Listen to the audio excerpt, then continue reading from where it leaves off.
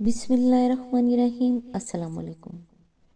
چلنے والے دو پیروں میں کتنا فرق ہے، ایک آگے اور ایک پیچھے، مگر نہ تو آگے والے کو غرور اور نہ پیچھے والے کی کوئی توہین، کیونکہ انہیں پتہ ہے کہ پل بھر میں یہ بدلنے والے ہیں اور اسی کو زندگی کہتے ہیں۔ یاد رکھیں، کائنات کا پہلا گناہ نہ شرک تھا نہ کفر، پہلا گناہ تھا میں اس سے بہتر ہوں۔ سوچ سمجھ کر زندگی گزارو، کیونکہ جو آج مٹی کے اوپر کرو گے کل مٹی کے نیچے اس کا حساب دینا ہوگا۔ انسان کی تباہی تین چیزوں میں ہے: تکبر، حرص اور حسد۔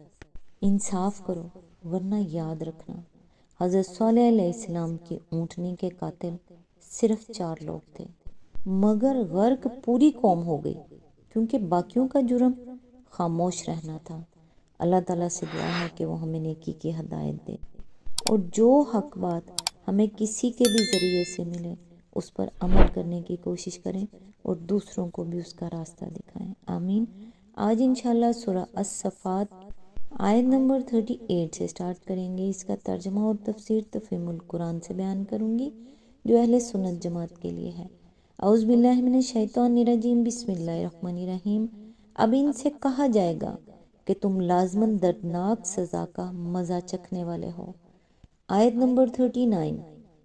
اور تمہیں جو بدلہ بھی دیا جا رہا ہے انہی اعمال کا دیا جا رہا ہے جو تم کرتے رہے ہو۔ آیت نمبر 40۔ مگر اللہ کے چیدہ بندے اس انجام بد سے محفوظ ہوں گے۔ آیت نمبر 41۔ ان کے لیے جانا بوجھا رزق ہے۔ اس کی تفسیر ہے یعنی ایسا رزق جس کی تمام خوبیاں بتائی جا چکی ہیں، جس کے ملنے کا انہیں یقین ہے، جس کے متعلق انہیں یہ بھی اطمینان ہے کہ وہ ہمیشہ ملتا رہے گا، جس کے بارے میں یہ خطرہ لگا ہوا نہیں ہے کہ کیا خبر ملے یا نہ ملے۔ آیت نمبر 42۔ ہر طرح کی لذیذ چیزیں۔ اس کے معنی ہیں، اس میں ایک لطیف اشارہ اس طرف بھی ہے کہ جنت میں کھانا غذا کے طور پر نہیں بلکہ لذت کے لیے ہوگا، یعنی وہاں کھانا اس غرض کے لیے نہ ہوگا کہ جسم کے تحلیل شدہ اجزاء کی جگہ دوسرے اجزاء غذا کے ذریعے فراہم کیے جائیں، کیونکہ اس ابدی زندگی میں سرے سے اجزاء جسم تحلیل ہی نہ ہوں گے۔ نہ آدمی کو بھوک لگے گی جو اس دنیا میں تحلیل کے عمل کی وجہ سے لگتی ہے، اور نہ جسم اپنے آپ کو زندہ رکھنے کے لیے غذا مانگے گا۔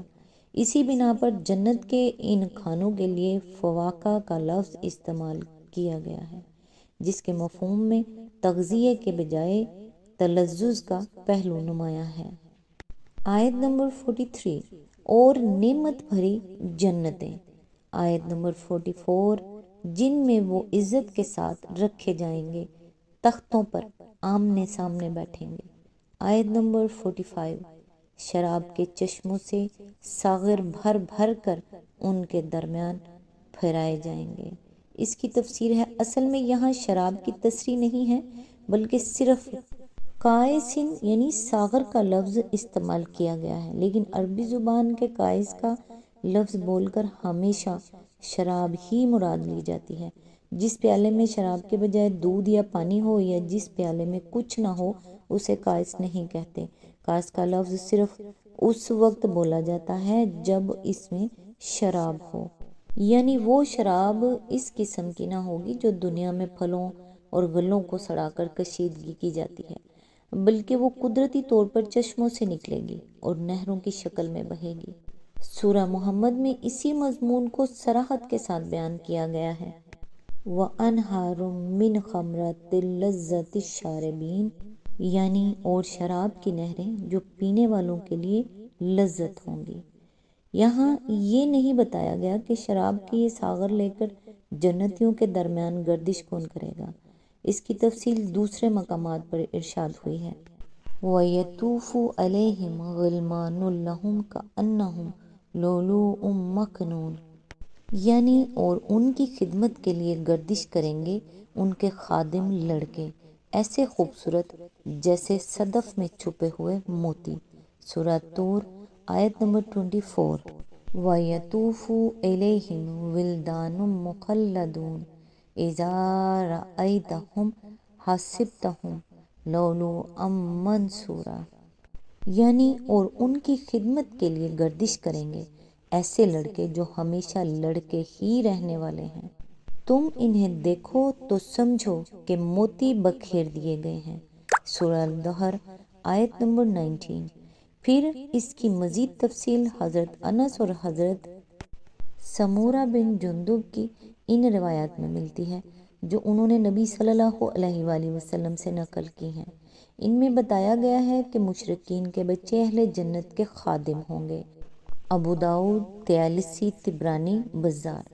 یہ روایت اگرچہ سنداً ضعیف ہیں لیکن متعدد دوسری احادیث سے معلوم ہوتا ہے کہ جو بچے سن رشد کو نہیں پہنچے ہیں وہ جنت میں جائیں گے۔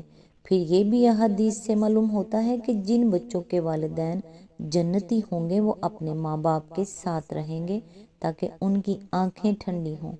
اس کے بعد لا محالہ وہ بچے رہ جاتے ہیں جن کے ماں باپ جنتی نہ ہوں گے، سو ان کے متعلق یہ بات معقول معلوم ہوتی ہے کہ وہ اہل جنت کے خادم بنا دیے جائیں۔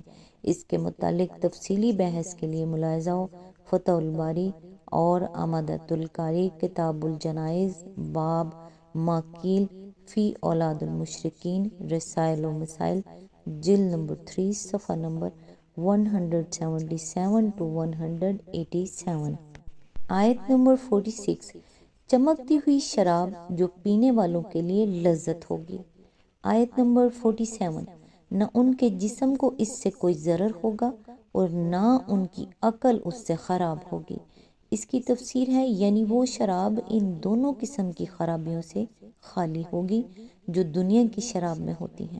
دنیا کی شراب میں ایک قسم کی خرابی یہ ہوتی ہے کہ آدمی کے قریب آتے ہی پہلے تو اس کی بدبو اور سراند ناک میں پہنچتی ہے، پھر اس کا مزہ آدمی کے ذائقے کو تلخ کرتا ہے، پھر حلق سے اترتے ہی وہ پیٹ پکڑ لیتی ہے، پھر وہ دماغ کو چڑھتی ہے، پھر درد سر لاحق ہوتا ہے، پھر وہ جگر کو متاثر کرتی ہے اور آدمی کی صحت پر اس کے برے اثرات مرتب ہوتے ہیں۔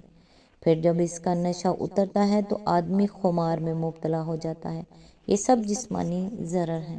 دوسری قسم کی خرابی یہ ہوتی ہے کہ اسے پی کر آدمی بہکتا ہے، اول فول بکتا ہے۔ یہ شراب کے عقلی نقصانات ہیں۔ دنیا میں انسان صرف سرور کی خاطر شراب کے یہ سارے نقصانات برداشت کرتا ہے۔ اللہ تعالیٰ فرماتا ہے کہ جنت کی شراب میں سرور تو پوری طرح ہوگا، لذت للشاربین، لیکن ان دونوں قسم کی خرابیوں میں سے کوئی خرابی بھی اس میں نہیں ہوگی۔ آیت نمبر 48۔ اور ان کے پاس نگاہیں بچانے والی خوبصورت آنکھوں والی عورتیں ہوں گی۔ اس کی تفسیر ہے یعنی اپنے شوہر کے سوا کسی اور کی طرف نگاہ نہ کرنے والی۔ بعید نہیں ہے کہ یہ وہ لڑکیاں ہوں جو دنیا میں سن رشد کو پہنچنے سے پہلے مر گئی ہوں اور جن کے والدین جنت میں جانے کے مستحق نہ ہوئے ہوں۔ یہ بات اس قیاس کی بنا پر کہی جا سکتی ہے کہ جس طرح ایسے لڑکے اہل جنت کی خدمت کے لیے مقرر کر دیے جائیں گے اور وہ ہمیشہ لڑکے ہی رہیں گے، اسی طرح ایسی لڑکیاں بھی اہل جنت کے لیے حوریں بنا دی جائیں گی اور وہ ہمیشہ نوخیز لڑکیاں ہی رہیں گی۔ واللہ عالم بالصواب۔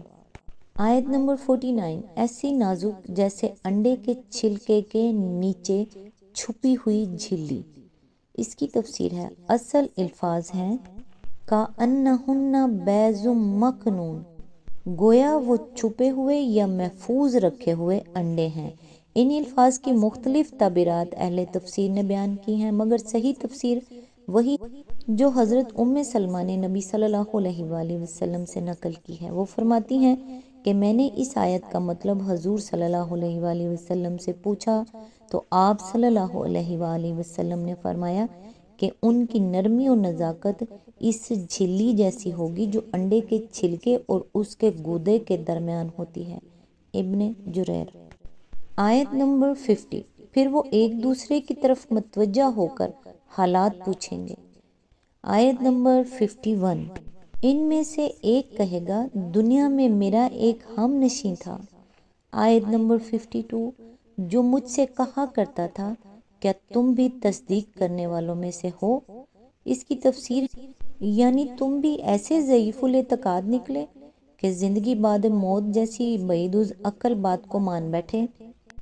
آیت نمبر 53، کیا واقعی جب ہم مر چکے ہوں گے اور مٹی ہو جائیں گے اور ہڈیوں کا پنجر بن کر رہ جائیں گے تو ہمیں جزا و سزا دی جائے گی؟